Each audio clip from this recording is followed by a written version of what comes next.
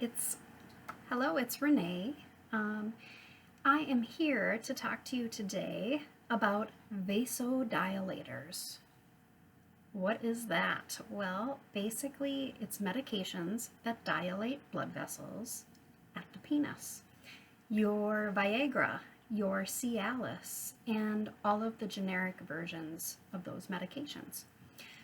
Why do I care about Viagra and Cialis? Well, I really enjoy seeing patients who have had a prostatectomy. So they've had their prostate removed, likely due to prostate cancer.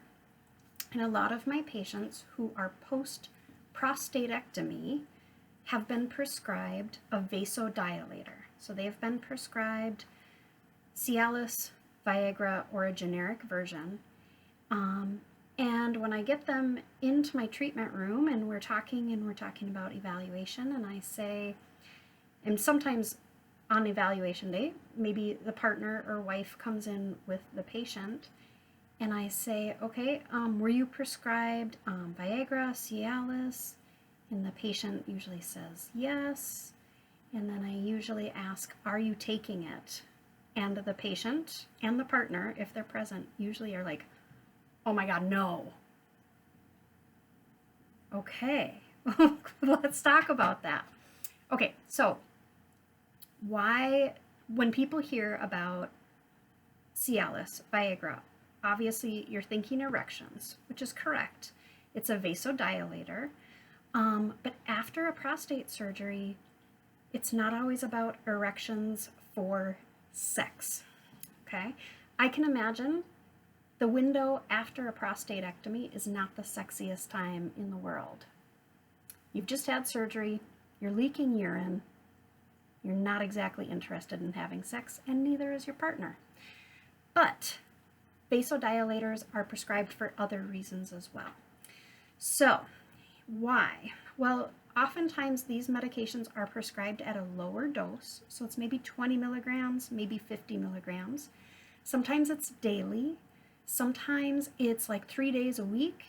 2 of the days are a low dose, and 1 of the days is a higher dose, like 100 milligrams. So most men need 50 to 100 milligrams of these medications to actually have an erection. After surgery, that might not even happen. You just may not get an erection even if you take the medications. There's a lot of healing going on. We'll get there. But at first, these medications are used to dilate the blood vessels. Why? Well, very little blood flow exists in the penis when it's not erect. So for an erection to occur, the blood vessels dilate, blood flow rushes to the pelvis, the blood vessels of the penis are engorged with blood, the tissue gets engorged with blood, and an erection happens. After surgery, erections usually aren't happening on their own. If you're a healthy guy, usually overnight with good REM sleep, if you're getting good sleep, you're probably getting 2 to 6 erections per night. It's like penis exercise. Good blood flow is coming to the penis. Blood flow brings oxygens and nutrients, and the erection lengthens tissue, makes sure that all the tissues are pliable and mobile. If you've had surgery, or side note, if you're getting really poor sleep, or if you have cardiovascular issues and you're not getting these erections overnight and probably spontaneously throughout the day, you're not getting great blood flow to the penis tissue. After a prostatectomy, your tissues need blood flow. They need oxygen. They need nutrients. There's a lot of healing going on. When the prostate is removed, a section of the urethra is removed, and the urethra and the bladder are reattached together. That takes a lot of healing. So we need some scar tissue to lay down, but we need it to be flexible and pliable and move with you when you're walking and coughing and laughing and sneezing. All of the things that you do every day, that tissue has to move with you. Blood flow will help, so we need that oxygen and those nutrients to make that tissue healthy tissue as it heals. we need that tissue to be able to lengthen. You can imagine those erections, if you're able to get an erection, even if it's a partial erection, it's like a little lengthening for that urethra. So that area where the bladder and the urethra were reconnected after the prostate was removed, when the penis lengthens, it kind of stretches out that tissue a little bit, and that's good. We want it to be flexible and mobile and pliable for all the activities you do every day. Other things can happen in the penis tissue. If you've ever heard of peyronie's, where some plaques lay down in the penis tissue and they're hard, and it can make things bend.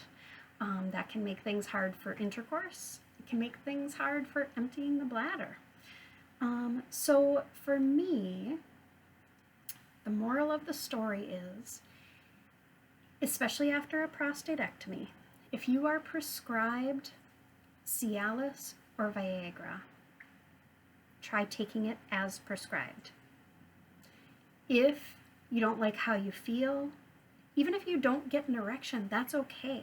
The blood vessels are still dilating, blood flow is rushing to the penis, you're getting oxygen and nutrients to those tissues that need to heal. So even if there's no erection happening, it's okay. If you take the medication and you don't like how you feel, that's a different story. If that's the case, talk to your doctor. There's other things that you can do. So they may change the dose of the medication, or there is a piece of equipment called a penis pump, which is a good old-fashioned tool that uses like a vacuum to bring blood flow to the penis instead of medication. So please, if you're prescribed medication after surgery, take it as prescribed. If you take it as prescribed and you don't like how you feel, talk to your doctor, see if there's something else they want you to do, or see if there is an alternative like the penis pump versus medication. Remember, this is not all about sex. It's not exactly a sexy time after a surgery, but hopefully with time, the tissues will heal, the urinary incontinence will get better, everybody will be a little happier, and you can return to intercourse later. But in the meantime, remember, it's not all about sex. It's about getting good blood flow, oxygen, and nutrients to those tissues. All right, so that's my little spiel on vasodilators, Cialis and Viagra, especially after a prostate surgery.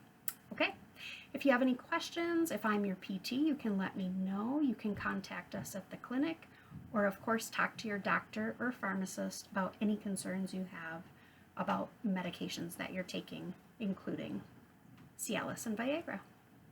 Okay, I'll be back to talk to you more about erections, probably real soon. Take care.